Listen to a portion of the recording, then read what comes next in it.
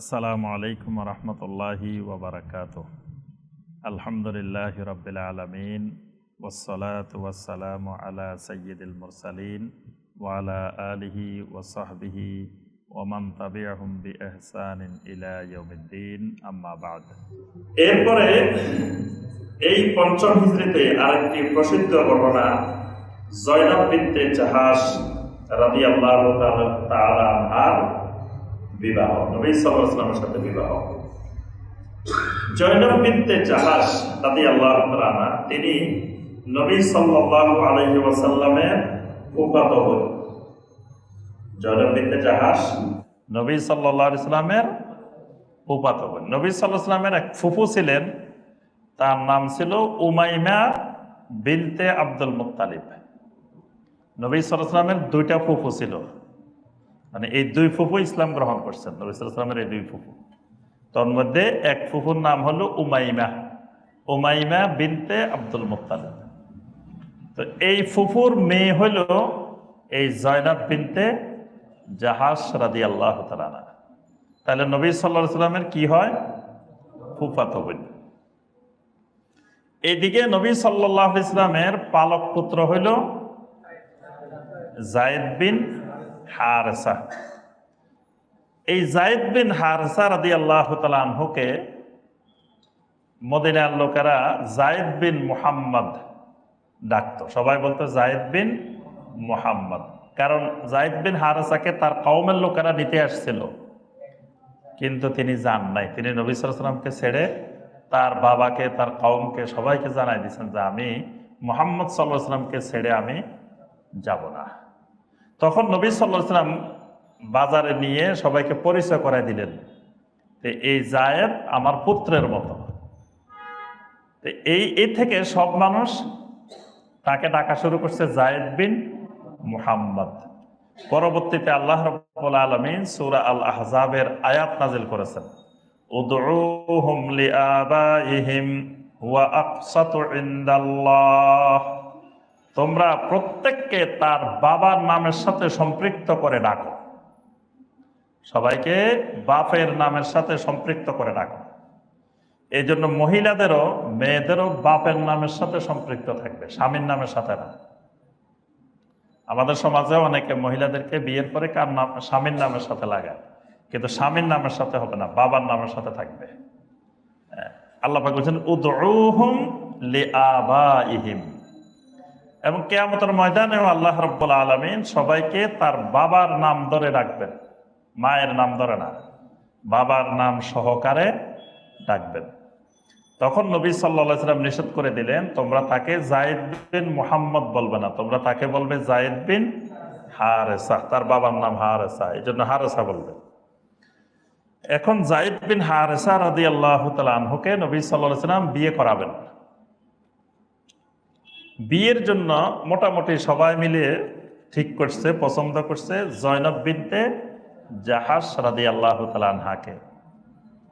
এখন জয়নব বিনতে জাহাশ রাদিয়াল্লাহু তাআলা আনহা তিনি হলেন কুরাইশ বংশের খুব উচ্চ বংশের মেয়ে, আর যায়েদ বিন হারেসা ছিল গোলাম। তাহলে স্বাভাবিকভাবেই ওই জয়নব বিনতে জাহাশের পরিবার রাজি ছিলেন না, তারা রাজি হচ্ছে না। জয়নব বিনতে জাহাশের ভাইও রাজি নেই, জয়নব বিনতে জাহাশ নিজেও রাজি নেই। তারা বলছে না, আমাদের এই সম্পর্ক হবে না। আল্লাহ রসুল সাল্লাল্লাহু আলাইহি সাল্লাম প্রস্তাবটা দিয়েছেন, প্রস্তাবটা কিন্তু পাঠাইছেন কে? আল্লাহ রসুল সাল্লাল্লাহু আলাইহি সাল্লাম। তারা কিন্তু ওইটা চিন্তা করে নাই, ওইটা চিন্তা না করে দিছে। তখনই আল্লাহ রাব্বুল আলামিন সূরা আল আহজাবের 36 নম্বর আয়াত নাজিল করছে।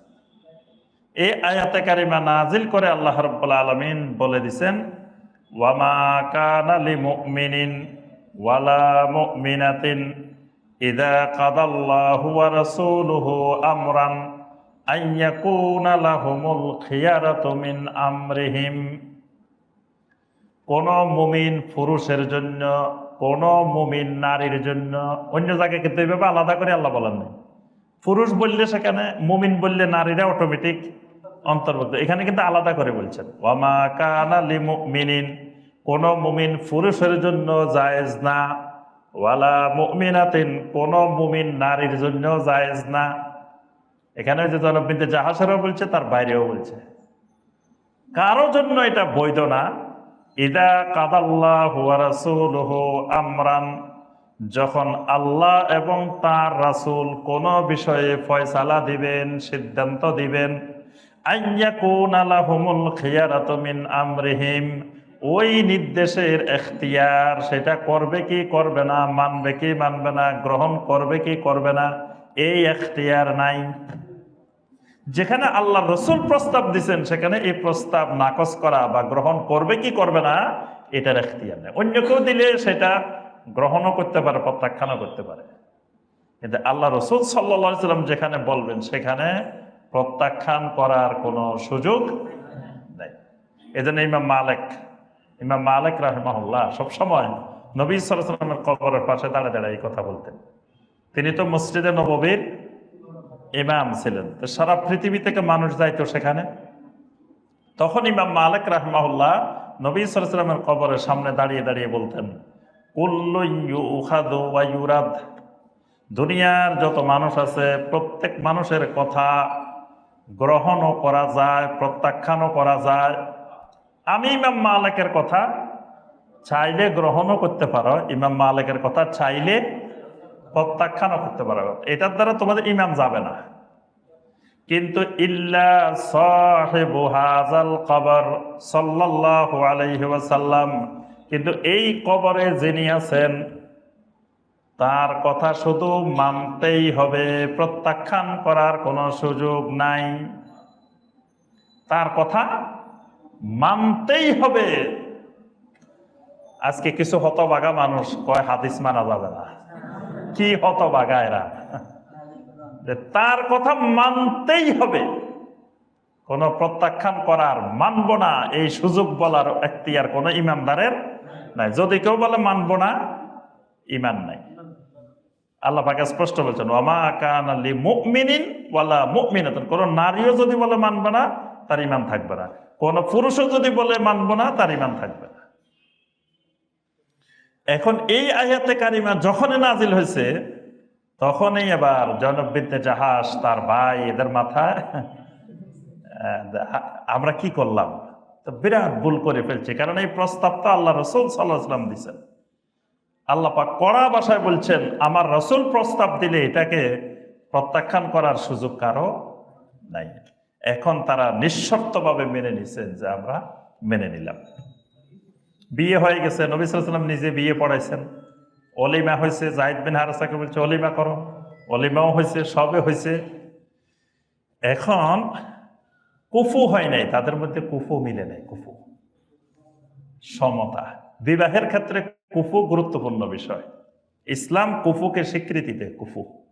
কুফু মানে সমতা। বিভিন্ন ক্ষেত্রে সমতা দেখতে হবে। ছেলেটা অশিক্ষিত, মেয়েটা মাস্টার্স পাস, হয়তো বিভিন্ন কারণে আবেগের ঠেলায় বিয়ে হয়ে গেছে, কিন্তু দাম্পত্য জীবনে শান্তি আসবে না। আবার দেখা গেছে ছেলের পরিবার এক ধরনের, মেয়ের পরিবার আরেক ধরনের, তাহলেও হবে না। মানে বিভিন্ন দিক থেকে মিলিয়ে, বংশগত দিক থেকে, সৌন্দর্যের দিক থেকে, তারপর অর্থনৈতিক দিক থেকে, সবকিছু মিলিয়ে ইসলাম এই কুফুর বিধান দিয়েছে। কুফুরটা দেখতে হবে বিয়ের ক্ষেত্রে। আবেগে পড়ে মানে এরকম বিয়ের মতো বিষয়টা করা যাবে না। মানে বিয়ের মতো বিষয়টা, এটা তো একদিন দুদিনের ব্যাপার না। এটা হলো তাকে দীর্ঘ সময়, মৃত্যু পর্যন্ত দুইজন একসাথে থাকবে। তাহলে তাদের মধ্যে যদি কুফু না থাকে, তো তাদের দাম্পত্য জীবনে শান্তি আসবে না। এখান থেকে, এই ঘটনা থেকেই আল্লাহ রাব্বুল আলামিন দেখাই দিয়েছেন যে কুফু না থাকলে কি হবে। এখন জয়নব বিনতে জাহাস হলেন কুরাইশ বংশের মেয়ে, আর উনি হলেন একজন গোলাম। যতই তাকওয়াবান, যতই মুত্তাকি, যতই ইমানদার হোক, এখন জয়নব বিনতে জাহাস রাদিয়াল্লাহু তাআলা মনে মনে তো যে উনি স্বামী হলে কি হয়েছে, আল্লাহ রাসূল বলছে মেনে নিছি, কিন্তু তিনি তো গোলাম। এখন তাদের আচার আচরণ, কথাবার্তা, দাম্পত্য জীবনে মানে মিলে না। জয়নব বিনতে জাহাসের সাথে যায়েদ বিন হারেসার সবসময় দাম্পত্য কলহ, কোনো শান্তি নেই। শেষ পর্যন্ত যায়েদ বিন হারেসা রাদিয়াল্লাহু তাআলা বললেন, ইয়া রাসূলুল্লাহ সাল্লাল্লাহু আলাইহি ওয়াসাল্লাম, আসলে আমাদের মধ্যে সম্পর্ক টিকবে না, আপনি এই বিবাহটা বিচ্ছেদ করে দেন, এটাকে ব্যবস্থা করে দেন।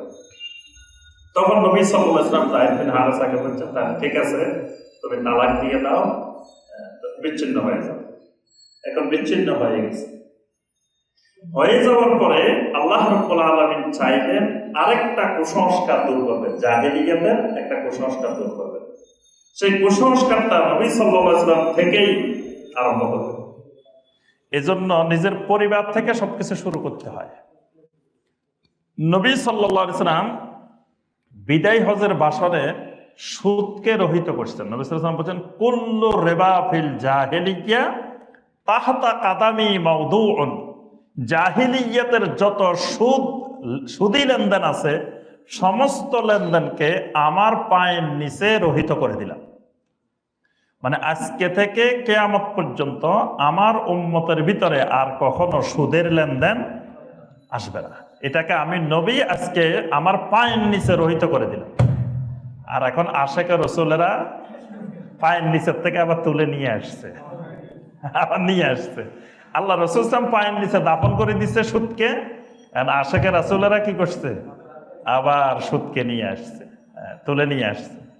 তবে নবী সাল্লাল্লাহু আলাইহি ওয়াসাল্লাম বলেন, আউয়ালু মা আদাউহু রিবাল আব্বাস। সর্বপ্রথম আমি আমার চাচা আব্বাসের যত সুদ আছে সমস্ত সুদ রহিত করে দিলাম। তাহলে এই সুদ দূর করা, সুদের বিরুদ্ধে আন্দোলন নবী সাল্লাল্লাহু আলাইহি ওয়াসাল্লাম প্রথম নিজের পরিবার থেকে, আহলে বাইত থেকে শুরু করছেন। আব্বাসের সুদকে রহিত করে দিয়েছেন। তা এখন এই যে কুসংস্কার, জাহেলি যুগের কুসংস্কারটা আল্লাহ রাব্বুল আলামিন দূর করবেন, আল্লাহ পাক চাচ্ছেন এটাকে নবীর মাধ্যমেই দূর করবেন। এখন কুসংস্কারটা কি? জাহেলি যুগে পালক পুত্রকে নিজেদের পুত্রের মতো মনে করা হতো। পালক পুত্রের স্ত্রী তালাক দিলে ওই স্ত্রী শ্বশুরে বিয়ে করতে পারবে না, এটা জাহিলি যুগের কথা। কিন্তু আসলে পালক পুত্র বা পালক মেয়ে কোনোদিন পুত্র বা মেয়ের মতো হইতে পারে না। ইসলাম এটা স্পষ্ট করে দিয়েছে। এই জন্য পালক পুত্র হোক পালক মেয়ে হোক, তার আইডি কার্ডে, তার সার্টিফিকেটে, সব জায়গায় তার মূল বাবা মূল মায়ের নাম দিতে হবে। এই মা বাবার নাম দেওয়া যাবে না, এই মা বাবার নাম দেওয়া হারাম, এটা জায়েজ নেই। এখন এবং ছেলে যখন বড় হবে তখন এই মায়ের সাথে পর্দা করতে হবে। যদি এই মা দুধ মা না হন, যদি ওই শিশুটা দুধ পানের সময়ে 2.5 বছরের মধ্যে 2 বছরের মধ্যে যদি আনা হয়, তাহলে এটা দুধ মা সাব্যস্ত হবে। ওই সময় যদি দুধ পান করে আর পরবর্তীতে নিয়ে আসছে, তাহলে এটা দুধ মা সাব্যস্ত হবে না। তাহলে দুধ মা না হলে এই মায়ের সাথে পর্দা করতে হবে। ঠিক মেয়েরও ওই বাবার সাথে পর্দা করতে হবে। তার এই বাবা তার অলি না, তার অলি হবে ওই বাবা, মূল বাবা। মানে বিয়ের সময় মেয়েদের অলি লাগবে না, তখন যে বাবা ফালক বাবা, এই বাবা অলি হবে না, অলি হবে মূল যে জন্মদাতা বাবা, সেই বাবা হবেন তার ওয়ালি। অনেক সময় ওই বাবার খবরে থাকে না, চিনেও না কেন, তার নামও নাই, খবরে নাই, ওই পালক বাবা তার বাবা হয়ে বসে আছে। এবং সার্টিফিকেটে, আইডি কার্ডে, সব জায়গায় পালক বাবার নামে তার বাবার নাম হিসাবে দিয়ে রাখে, এটা হারাম। এখন আল্লাহ রাব্বুল আলামিন চাচ্ছেন জাহেলিয়াতের এই কুসংস্কারকে রহিত করে দিবেন। এজন্য নবী সাল্লাল্লাহু আলাইহি ওয়াসাল্লামকে আল্লাহ পাক নির্দেশ দিলেন তিনি যেন জয়নব বিনতে জাহাশকে বিয়ে করেন। এই জন্য জয়নব বিনতে জাহাশ বলতেন যে আমার বিয়ে জমিনে হয় নাই, বিয়ে হয়েছে আসমানে। আল্লাহ সরাসরি নির্দেশ দিচ্ছেন নবী সাল্লাল্লাহু আলাইহি ওয়াসাল্লামকে বিয়ে করার জন্য। কিন্তু নবী সাল্লাল্লাহু আলাইহি ওয়াসাল্লাম আবার মনে ইতস্তত করতেছিলেন, ভয় পাইতেছেন। নবী সাল্লাল্লাহু আলাইহি ওয়াসাল্লাম বিয়ে করতে চাচ্ছেন না। কারণ কি? মানে মুনাফিকরা এমন এক ষড়যন্ত্রের জাল বিস্তার করবে যেটা সহ্য করা নবী সাল্লাল্লাহু আলাইহি ওয়াসাল্লামের জন্য কঠিন হবে। নবী সাল্লাল্লাহু আলাইহি ওয়াসাল্লাম এটা বুঝতে পারছেন। তখন মুনাফিকরা বলে বেড়াবে যে দেখো মুহাম্মদ সাল্লাল্লাহু আলাইহি সাল্লাম ছেলের বউয়ের দিকে নজর পড়ছে, নাউজুবিল্লাহ, এই জন্য ছেলেকে দিয়ে তালাক দিয়েছে, তালাক দিয়ে নিজে বিয়ে করছে। এই যে অপপ্রচার, নবী সাল্লাল্লাহু আলাইহি সাল্লামের চরিত্রের উপরে, আখলাকের উপরে একটা অপপ্রচার শুরু করবে মুনাফিকেরা, এটা সহ্য করা অনেক কঠিন কাজ। এই জন্য নবী সাল্লাল্লাহু আলাইহি সাল্লাম চাচ্ছিলেন না বিয়ে করতে, কিন্তু আল্লাহ রাব্বুল আলামিন সরাসরি আয়াতে কারিমা নাজিল করে নবী সাল্লাল্লাহু আলাইহি সাল্লামকে ইঙ্গিত দিচ্ছেন তিনি যেন বিয়ে করেন। তো শেষ পর্যন্ত আল্লাহ রাসূল সাল্লাল্লাহু আলাইহি ওয়াসাল্লাম জয়নব বিনতে জাহাশ রাদিয়াল্লাহু তাআলা আনহাকে বিয়ে করেন। বিয়ের পরে নবী সাল্লাল্লাহু আলাইহি সাল্লাম ওলিমা করছেন, বড় আকারের ওলিমা, কারণ কুরাইশ বংশের মেয়ে, এজন্য মানে মেয়েদেরও একটা সম্মান আছে, অনেকে বিষয়টা উপলব্ধি করে না। মানে আল্লাহ রাব্বুল আলামিন মেয়েদেরও একটা সম্মান দান করছেন, এই জন্য বিয়ের সময় ওই মেয়ের সম্মানের দিকে লক্ষ্য রাখা এটা ইমানদারের দায়িত্ব। মানে সামর্থ্য অনুযায়ী তাকে সর্বোচ্চ মোহর দেওয়ার চেষ্টা করতে হবে, এটা তার সম্মান। তারপরে সামর্থ্য অনুযায়ী তাকে অলংকার, কাপড় চোপড়, এসব জিনিস সামর্থ্যের আলোকে ভালোভাবে দেওয়ার চেষ্টা করতে হবে। এবং অলিমার ক্ষেত্রেও খেয়াল রাখতে হবে যে তার সম্মানের দিকে খেয়াল রাখতে হবে। অলিমাটা করবে কে? ছেলে পক্ষ না মেয়ে পক্ষ? আমাদের দেশে এখন মেয়ের পক্ষ বিশাল অলিমা করে। হ্যাঁ, তারপরে আবার ওই বিয়ের 2-3 বছর পরে এরকম অলিমাও বাংলাদেশে এখন। তো যাই হোক, আল্লাহ রাসূল সাল্লাল্লাহু আলাইহি ওয়াসাল্লাম ওলিমা করলেন, সকল সাহাবীদেরকে দাওয়াত দিয়েছেন, বিশাল আকারে রুটি আর গোশত খাওয়াইছেন। নবী সাল্লাল্লাহু আলাইহি ওয়াসাল্লাম এমন খাওয়া খাওয়াইছেন সেদিন, খাওয়ার পরে আর কেউ যায় না।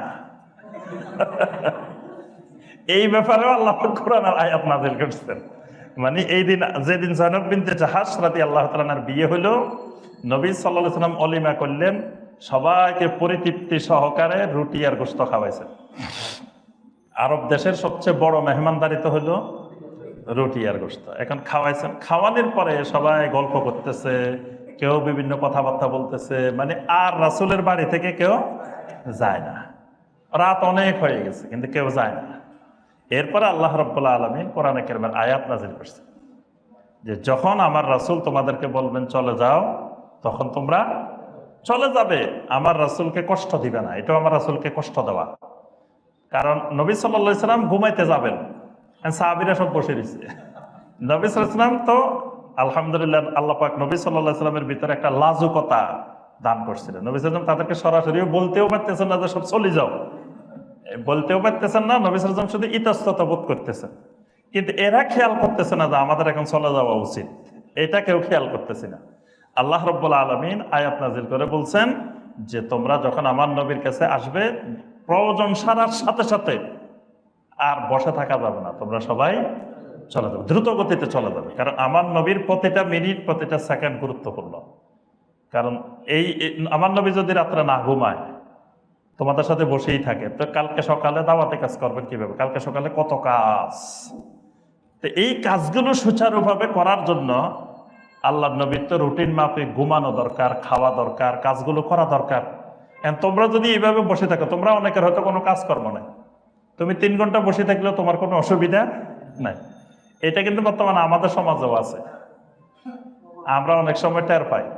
অনেকে আছে আমাদের কাছে ফোন ধরতে পারলে আর ছাড়ে না, 20 মিনিট 25 মিনিট আধা ঘন্টা হয়ে গেছে। আমরা যত বলি ভাই আমার একটু কাজ আছে, এই তো আর শেষ করে দিচ্ছি, আর 1 মিনিট আর 2 মিনিট। প্রথম বলবে কি যে শায়েখ একটু আমার একটা মাসালা, 1 মিনিট। 1 মিনিটে অনেক সময় 25 মিনিট 30 মিনিট আছে। মানে ওনার তো এখন কোনো ওরকম জরুরি কাজ নাই, কিন্তু আমার তো আজকে সিরাতের এখানে আলোচনা করতে হবে, তার আগে আমাকে নোট করতে হবে, লেখাপড়া করতে হবে, 30টা কিতাব দেখতে হবে, আমার তো সামনে কি বিশাল কাজ। তো উনি তো ওইটা বুঝতেছে না, উনি মনে করতেছে মনে হয় আমি আলোচনা করিয়া যাই, খাই আর ঘুমাই। কিন্তু এখানে যে 1 ঘন্টা আলোচনা করার জন্য আমাকে যে আরো 20 ঘন্টা লেখাপড়া করতে হয়, এটা তো উনি বুঝতেছে না। অনেকে আসে মনে করে শায়েখ আপনার কাজ কি, অনেকে এরকম মনে করে যে আমরা সব ব্রেনের মধ্যে মুখস্থ, খালি এখানে আসে 1 ঘন্টা কথা বলছি, তো আর তো কাজ নাই। কিন্তু এই 1 ঘন্টার জন্য যে কয় ঘন্টা লেখাপড়া করতে হয়েছে, প্রস্তুতি নিতে হয়েছে, কত কাজ। এই বিষয়টা অনেক ভাইয়েরা, অনেক বোনেরা বুঝে না। কিন্তু এগুলা অবশ্যই একজন ইমানদারকে বুঝতে হবে, জানতে হবে। অপ্রয়োজনে আপনি ফোন দিয়ে, আমাদের যারা মুহিব্বিন, আমাদের যারা ভাই, এরা অনেক জরুরি প্রয়োজনেও ফোন দিতে চিন্তা ভাবনা করে, ফোন দিতে চায় না। যে এখন কি ঘুমাইতেছে না কোনো কাজ করতেছে, নিশ্চয় কোনো না কোনো কাজে আছে। আমাদের ভাইয়েরা কিন্তু অনেক জরুরি হলেও ফোন দেয় না সহজে। কিন্তু কিছু মানুষ আছে, সে বাজারে গেছে, কিছু একটা মনে পড়ছে, ফোন দিয়ে বসে দিছে, বাজারে মাসালা লাগবে। তারপরে অফিসে গেছে, সেখান থেকে ফোন দিয়ে বসে দিচ্ছে, মানে যখন মনে হচ্ছে যে ওনাদের কোনো কাজকর্ম নাই, আমি ফোন দিলে খালি বসে বসে। আরেকটা হলো, আমি চেষ্টা করি যে কোনো ভাই ফোন দিলে ফোনটা ধরার, না ধরতে পারলে ব্যাক করার চেষ্টা করি। এটাকেও অনেকে দুর্বলতা মনে করে। আমি মনে করি যে কোনো জরুরি প্রয়োজনে মনে হয় ভাইটা ফোন দিছে, তাহলে ধরতে পারি না, আমি আবার ব্যাক করি। কিন্তু ব্যাক করলে দেখা যায় কি, আজারিয়া গল্প করতেছে, কোনো প্রয়োজনের কিচ্ছু না। দেখ, আবার আমি ফোন করছি, হে আর ছাড়ে না, এটা বুঝে না যে সাকে ফোন করছে, ওনার টাকা কাটতেছে, এটাও বুঝে না। তা আল্লাহ রাব্বুল আলামিন এই অলিমার দিনে কোরআনে কারীমের আয়াত নাযিল করে সাহাবায়ে কেরামদেরকে এই ব্যাপারেও সতর্ক করে দিয়েছেন। তা এরপরে